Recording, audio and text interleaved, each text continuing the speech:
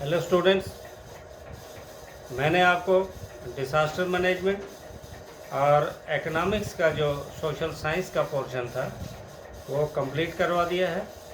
आइए हम अब आपका जो पॉलिटिकल साइंस पोर्शन है उसके फर्स्ट चैप्टर जो है उसको हम डिस्कस करेंगे।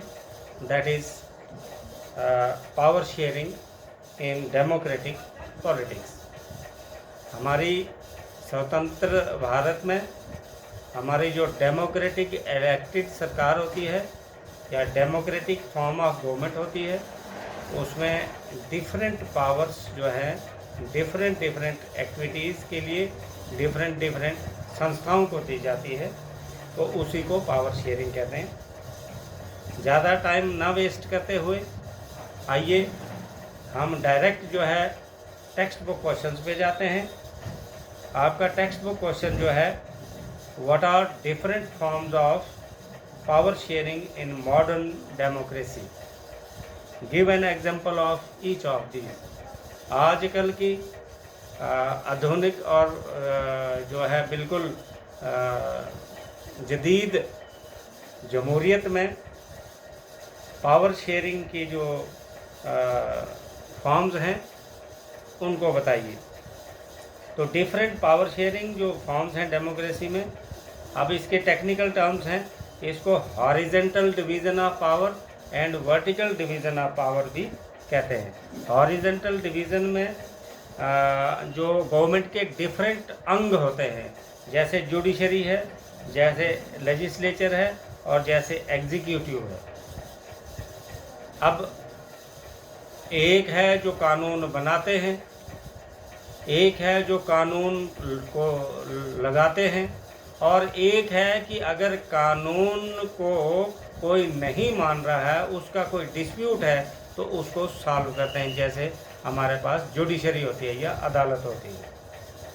तो एग्जीक्यूटिव में एडमिनिस्ट्रेशन वगैरह आता है और लेजिस्लेशन में एमएलएज वगैरह या एमपीज आते हैं जो असेंबली में या पार्लियामेंट में लॉ को बनाते हैं। In this type of sharing arrangements, different organs of governments placed at the same level exercise different powers. अब जुडिशरी की अपनी पावर्स होती हैं, एग्जीक्यूटिव की अपनी पावर्स होती हैं और लेजिस्लेशन की अपनी पावर्स होती हैं। पावर्स इक्वल होती हैं लेकिन पावर्स अलग अलग होती हैं। Such a separation ensures that none of the organ can exercise unlimited power. इससे क्या होता है, किसी को कोई इतनी ज़्यादा पावर ना मिल जाए कि वो कहेगा जी सारा कॉन्स्टिट्यूशन मैं ही हूँ। कुछ पावर्स जुडिशरी को है, कुछ पावर एग्जीक्यूटिव है, इक्वल पावर्स दी गई है, और कुछ पावर्स लेजिस्लेशन को दी जाती हैं। तो ये तीन विंग जो है लेजिस्लेशन के, तीन विंग जो हमारे डेमोक्रेसी के हैं, तो इसमें किसी को कोई सुपर पावर नहीं बनाया है, इक्वल पावर शेयरिंग होती है। फॉर एग्जाम्पल,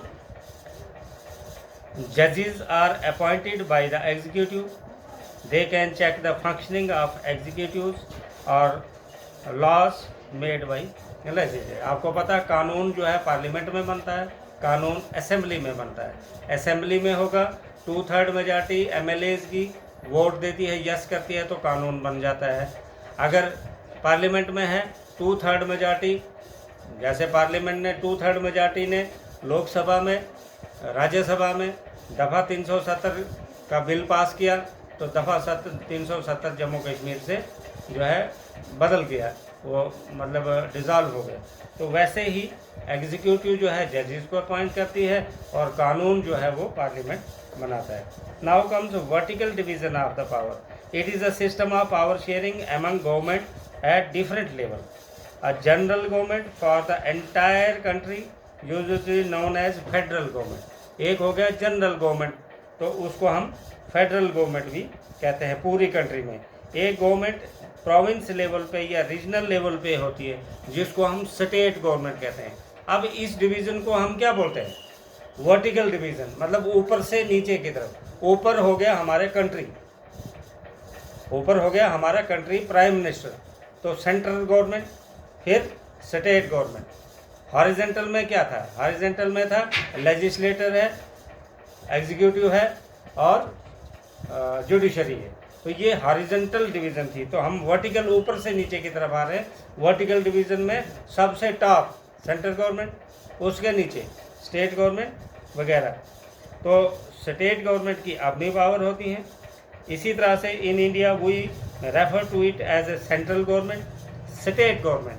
आजकल उससे नीचे भी आएंगे तो क्या आ जाता है, म्यूनसिपैलिटी।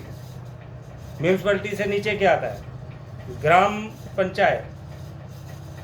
ऊपर आ गया सेंट्रल गवर्नमेंट, फिर आ गया स्टेट गवर्नमेंट। स्टेट गवर्नमेंट से नीचे आ गया हमारी जो म्यूनसिपैलिटी है, जैसे टाउन एरिया म्यूनसिपल काउंसिल है, मेयर है, आप देखते हैं सिटीज़ में, और छोटे टाउन्स में जो है वो प्रेसिडेंट होता है। सिमिलरली उससे नीचे चला जाएंगे तो पंचायत। इसको कौन सी डिवीज़न कहते हैं, वर्टिकल डिवीज़न कहते हैं। Division of power among different social groups.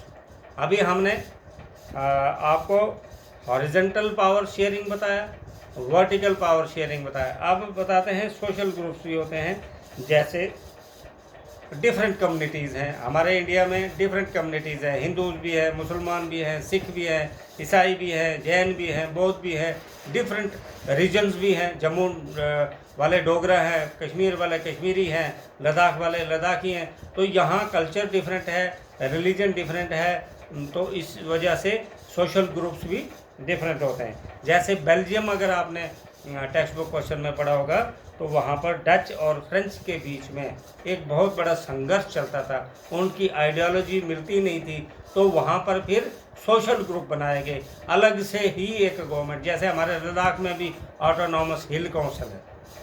Similarly Belgium में भी उन्होंने क्या किया कि बहुत अरसे तक उनकी आपस में जंग रही, या कई कंट्रीज़ में अगर आपने पढ़ा होगा गोरे और कालों के बीच में भी लड़ाई होते रहती है। सिमिलरली बेल्जियम में डच और फ्रेंच के लोग जो थे, इनके बीच में जंग होते रहती थी। फिर वहाँ की गवर्नमेंट ने इस मसले को कैसे सॉल्व किया, एक ग्रुप जो है डच वालों का बनाया, एक ग्रुप जो है फ्रेंच वालों को बनाया। इक्वल पावर्स डच वालों को दी, इक्वल पावर्स फ्रेंच वालों को दी। वो अपनी कम्युनिटी के मसाइल हल करते हैं, वो अपनी कम्युनिटी के मसाइल हल करते हैं, दोनों जो है पैरेलल। तो this is called social group sharing.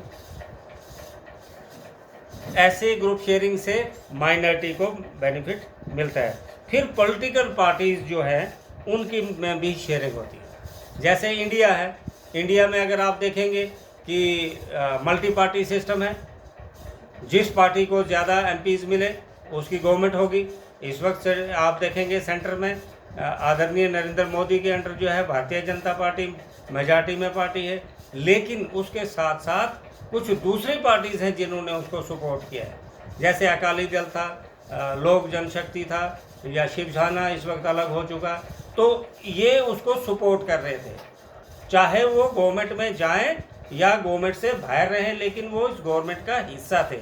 तो कुछ पावर्स उनके पास भी थी, उन पार्टीज के पास। अब this is called political sharing. इसको क्या बोलते हैं, पॉलिटिकल शेयरिंग। सिमिलरली अपोजिशन के पास भी कुछ पावर्स होती हैं। जैसे अपोजिशन का एक लीडर होता है, लीडर ऑफ अपोजिशन कहते हैं। तो अपोजिट पार्टी जितनी भी हैं उनके भी जो है कुछ पावर्स उनको भी दी जाती है। Sometimes the kind of sharing is direct when 2 or more parties form an alliance to contest election। अभी आप देखते हैं कि बिहार में भारतीय जनता पार्टी और जनता दल यूनाइटेड के बीच में एक प्री पोल अलायंस हो चुका है इलेक्शन से पहले ही। तो यहाँ पर इक्वल सीट्स पे वो कंटेस्ट कर रहे हैं, दोनों इकट्ठा कंटेस्ट कर रहे हैं, दोनों कल गवर्नमेंट में आएंगे और दोनों बराबर पावर शेयर करेंगे। This is called power sharing. Horizontal और वर्टिकल डिवीज़न मैंने आपको बता दिया।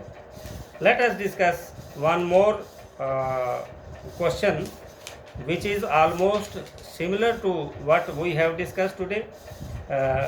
How Belgium government solved its ethnic problem? Belgium government ने एथनिक प्रॉब्लम्स किस तरह से हल की। मैं आप अभी बता चुका हूँ कि बेल्जियम में डच और फ्रेंच के लोगों, डच बोली बोलने वाले और फ्रेंच बोली बोलने वाले, जैसे हम अपना ही कह देंगे कि यहाँ पर Hindi speaking people and English speaking people के बीच में कन्फ्लिक्ट था। वहाँ पर Dutch and French speaking people के बीच में बहुत अरसे तक झगड़ा रहा। Many powers of central government have been given to the state government and state government are not subordinate to the central. अब बहुत सी पावरें सेंटर की जो है वो किसको दे गई है? स्टेट गवर्नमेंट को। अब स्टेट गवर्नमेंट जैसे हमारे इंडिया में हम अपनी स्टेट की बात करेंगे तो ये कुछ पावर्स तो हैं इंडिपेंडेंट, लेकिन डायरेक्टली इनडायरेक्टली सेंट्रल गवर्नमेंट के अंडर है। तो वहाँ पर बेल्जियम में उन्होंने क्या किया कि कुछ स्टेट जो हैं वो फुली इंडिपेंडेंट हैं, वो अपने आप जो है वो काम करती हैं, सबऑर्डिनेट नहीं है, उसके किसी के अंडर नहीं है। Brussels has a separate government in which both the communities have equal representative. Brussels में ज़्यादा फसाद हुआ था, वहाँ पर दोनों कम्युनिटीज़ के बराबर बराबर मेंबर्स हैं। मान लो 50 मेंबर्स डच के हैं, 50 मेंबर्स फ्रेंच के भी हैं, दोनों को इक्वल पावर्स हैं, अपनी अपनी कम्युनिटीज़ को वो रिप्रेजेंट करते हैं। There is a third kind of government called community government elected by the people belonging to Dutch, French and German. अब 3 किस्म के लोग हैं, डच वाले, फ्रेंच वाले और जर्मन वाले। तो वहाँ पर तीसरे किस्म की गवर्नमेंट भी है। पहली क्या थी? बेल्जियम की सेंट्रल गवर्नमेंट। दूसरी क्या थी? स्टेट गवर्नमेंट, जहाँ पर फुल पावर्स जो है स्टेट गवर्नमेंट को दे दी गई हैं, जो बिल्कुल सेंटर के अंडर नहीं है। सेंटर को पूछने की बेल्जियम की बात कर रहा हूँ मैं। और तीसरी गवर्नमेंट क्या है? डच वाले लोगों ने अपने मेंबर चुनकर अपनी गवर्नमेंट एक बनाई है। जर्मन वाले लोगों ने अपने वोटिंग करके अपने जो रिप्रेजेंटेटिव चुने हुए हैं उन्होंने अपनी गवर्नमेंट बनाई है, इंडिपेंडेंट। सिमिलरली फ्रेंच वालों ने भी अपने, लेकिन वो बराबर बराबर मेंबर हैं। मींस 25 मेंबर अगर डच के हैं, 25 मेंबर जर्मनी के हैं, 25 मेंबर फ्रेंच के हैं, तो इसको क्या बोलते हैं? कम्युनिटी बेस्ड पर जो है। मेजॉरिटेरियनिज्म किसे कहते हैं? Dominance of majority community. अगर इंडिया लेवल की बात करेंगे तो इंडिया लेवल में कौन से रिलीजन वाले कौन ज़्यादा तादाद में? दूसरे किसी कंट्री में ले लेंगे, कौन से रिलीजन वाले ज़्यादा हैं उस कंट्री में, तो उसको बोलते हैं मेजॉरिटेरियनिज्म। मेजॉरिटेरियनिज्म जो है वो कहाँ से निकला? मेजॉरिटी से निकला है। यहाँ मेजॉरिटी का मतलब है किसकी पॉपुलेशन ज़्यादा है। जैसे श्रीलंका में mainly there are 2 communities, Sinhala and Tamils. आपने देखा होगा कि श्रीलंका में काफ़ी फसाद हुए थे। कुछ लोग वहाँ पर तमिलनाडु से, इंडिया से माइग्रेट होकर सदियों पहले जो है गए हुए हैं। उनका अपना सिस्टम है, वो तमिल्स उनको कहते हैं, और दूसरे सिन्हाला है। Leader of the Sinhala commonly sought to secure dominance over the government by virtue of their majority. अब वहाँ पर सिन्हाला लोग क्या कहते थे कि हमें ज़्यादा पावर्स होनी चाहिए क्योंकि हमारी संख्या ज़्यादा है, हमारी तादाद ज़्यादा है। तमिल लोग कहते थे कि हमारी संख्या कम है लेकिन राइट जो है वो बराबर होना चाहिए। Similarly Sinhala has been recognized as official language of the country by disregarding government, followed by preferential policy favoring Sinhalese in university portions and government job। तो वहाँ की गवर्नमेंट ने वहाँ की मेजॉरिटी में जो ज़्यादा लोग हैं उसी को ऑफिशियल लैंग्वेज माना है। जैसे इंडिया में हिंदी को ऑफिशियल लैंग्वेज माना हुआ है, सिमिलरली वहाँ सिन्हाली को जो है ऑफिशियल लैंग्वेज ट्रीट किया है। जॉब हैं, कुछ हैं जो एंट्रेंस है वो उस लैंग्वेज में होगा। The government setback to social, the government encouraged and protected Buddhism. The distrust has turned into a civil war that has caused a setback to social, cultural and economic life of Sri Lanka। अब वहाँ पर government जो है Buddhism को support करती है। अब Tamils का रिलीजन थोड़ा अलग है, वो बुद्धिज़्म को फॉलो नहीं करते हैं। वहाँ मुस्लिम्स भी हैं, वहाँ हिंदूज भी हैं, वहाँ क्रिश्चियंस भी हैं, लेकिन ऑफिशियली जो है वो बुद्धिज़्म को सपोर्ट करते हैं। उसकी वजह से क्या होता है कि बाकी ग्रुप जो है वो अपना डिस्टर्ब फील करते हैं। तो काफ़ी अरसे से वहाँ तमिल जो है और सिन्हाली के बीच में काफ़ी कन्फ्लिक्ट होता गया। तो describe 3 demands of Sri Lankan Tamils. Tamil जो इंडियन तमिल्स वहाँ सेटल हुए थे, इनकी मेन क्या डिमांड थी? एक वो कहते थे कि तमिली भाषा को ऑफिशियल लैंग्वेज माना जाए श्रीलंका में तमिल भाषा को ऑफिशियल लैंग्वेज का दर्जा मिले। दूसरा वो कहते थे कि हमें रीजनल पावर दे दो, जैसे बेल्जियम में अपने अपनी कम्युनिटीज़ को अलग से पावर मिली, ऐसे वो तमिल भी चाहते थे कि श्रीलंका में हमें रीजनल पावर मिले, हम किसी श्रीलंका की गवर्नमेंट के अंडर ना रहें, हम ऑटोनॉमस बॉडी बने। बार बार बेल्जियम की एग्जांपल आपको दे रहा हूँ। बेल्जियम में जब फसाद हुआ तो फसाद होने की वजह से डच, जर्मनी और फ्रेंच आपस में लड़ते थे। अब उनको ऑटोनॉमस पावर दे दी कि तुम डच वाले पीपल जो है डच वाले लोगों को चुनेंगे, उनकी अपनी गवर्नमेंट होगी, वो अपना काम करेंगे इंडिपेंडेंटली। सिमिलरली फ्रेंच वाले, सिमिलरली जर्मन वाले। तो ऐसे ही ये तमिल वाले क्या चाहते थे? पहला चाहते थे कि तमिल भाषा को ऑफिशियल भाषा घोषित किया जाए, तमिल ज़बान को सरकारी ज़बान माना जाए। और नंबर 2, वहाँ पर हमें रीजनल ऑटोनॉमी मिले, और जहाँ एजुकेशन और जॉब की बात हो तो इक्वल अपॉर्चुनिटीज़ हों।